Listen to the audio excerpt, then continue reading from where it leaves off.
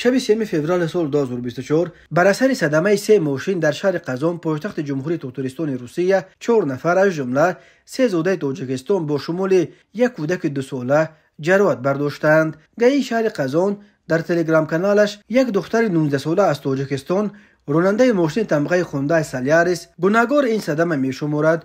گفته می شود این دختر تازه روز 1 فوریه از تاجیکستان به قزان آمده، الکی بعد 2 روز آمدنش دچار صدمه شده است. گاهی قزان در گزارشش گفت شب 3 فوریه سال 2024 ساعت 21:50 بنا به معلومات مقدماتی یک دختر 19 ساله زاده جمهوری تاجیکستان که تازه روز 1 فوریه وارد قلمرو روسیه شده است، هنگام راندن ماشین تمغه هوندای سالیاریس که در کوچه مولانور وایدوف قاعده های حرکت در روی روسیه رو ویران کرده به سمت مقابل رو برآمده و به ماشین تمغه نیسان تحت اداره ساکن 42 ساله جمهوری تاتاریستان برخورد. بعد این برخورد نیسان از راهش بیجا شده به ماشین تمغه مرسدس بنز تحت اداره ساکن 19 ساله شهر قزان برخورده است. بنا به اطلاع گاهی قزان در نتیجه صدمه یک باره 3 ماشین و 4 نفر جراحات مختلف برداشته در بیمارستان بستری کرده شدند، از جمله دختر 19 ساله راننده هوندای جراحت‌های آمیخته برداشته، لب پایان و قفس سینه‌اش آسیب دیده است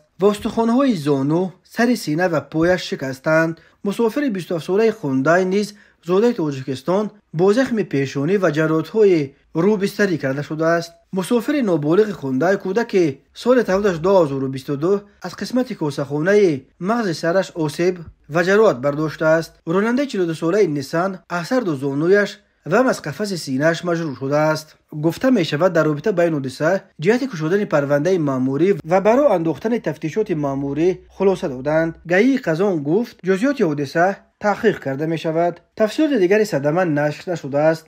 گاهی قزان در انجام گزارشش از همه رانندگان و دیگر اشتراکچیان حرکت راه خواسته است که قاعده های حرکت را بدون چون و چرا اجرا کنند و به این طریق هم حیات و سلامتی خود را حفظ کنند و هم جان دیگران را به خطر ناندازند.